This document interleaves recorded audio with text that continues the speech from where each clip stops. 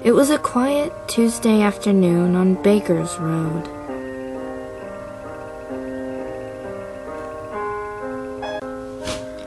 Emily was alone and feeling emotional as she usually does.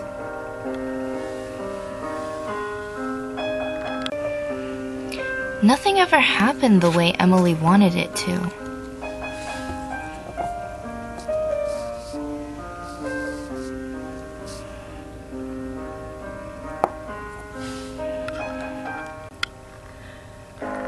Her mother disrespected her privacy. "Emily, flush the toilet!" "Mom, I don't want to. I'm watching TV."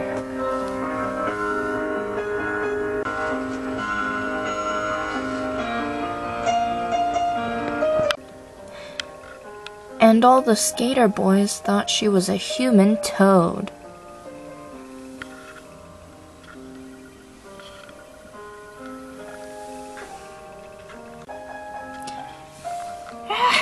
It's Toad Girl, let's get out of here.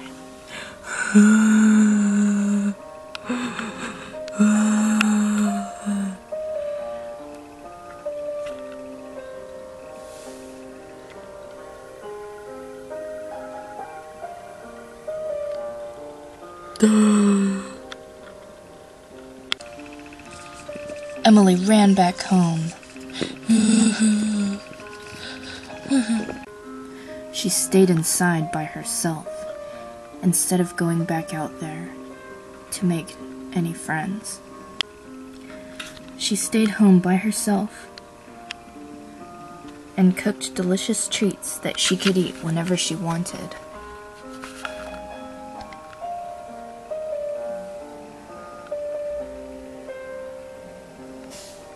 When Emily felt at her lowest, all she had to do was let the warmth of the oven reassure her that everything was okay.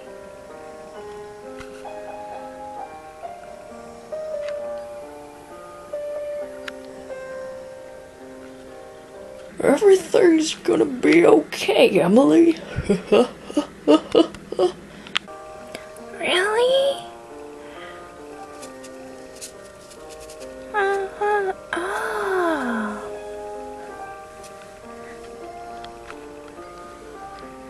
Wow.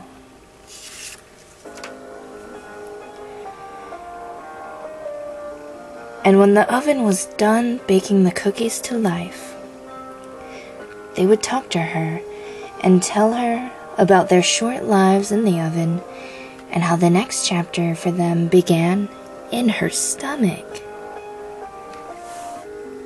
She would listen to each and every one of their individual stories before she ate them whole.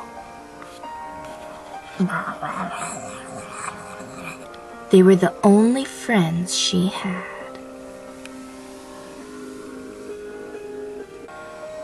One day, Emily was listening to a strawberry shortcake cookie blab on about how she was going to rent some real estate once she moved into the stomach.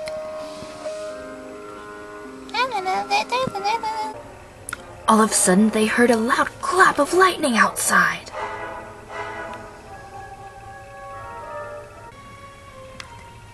But to her surprise, there were no thunderclouds or lightning outside. Instead, she saw the most beautiful skater boy she'd ever seen in her life.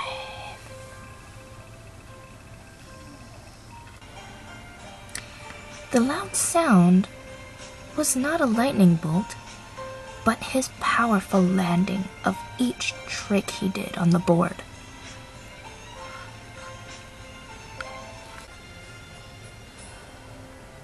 With each perfect landing, his colossal board made the earth rattle and Emily's heart flutter.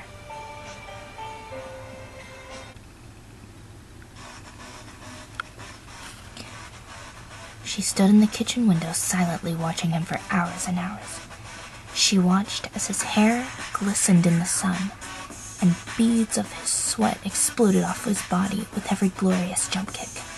And each time that board smacked the concrete to dispatch a flock of birds from the trees, Emily's heart rate doubled, and she knew right then, in her soul, that this boy was the one she would spend the rest of her life living for.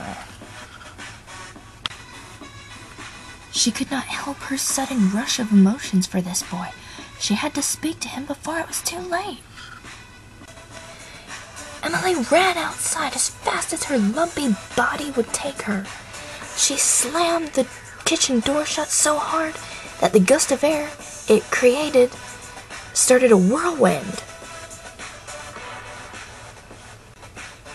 The whirlwind she created pushed her and tripped her and threw things everywhere.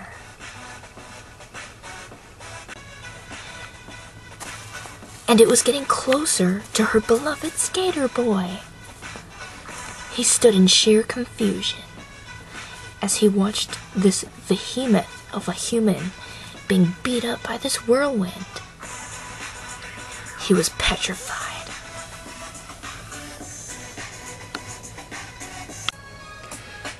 And then the worst thing Emily could ever think of happened. All the pressure of the whirlwind had shaken her insides, and she let out the most vulgarly imaginable fart ever thought of.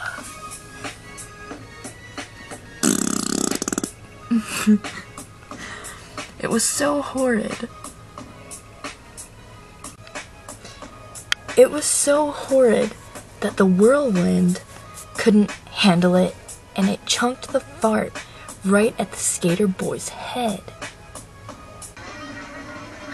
The fart blast hit him so hard in the face that his nose instantly broke and bled everywhere, and it even broke his board in half.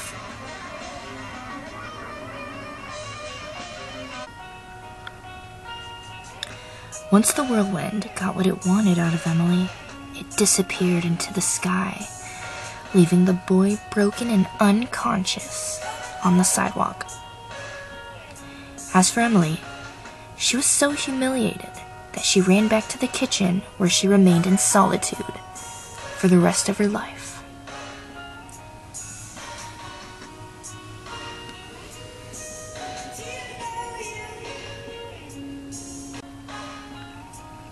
And every once in a while, a little boy would skate by that same kitchen window.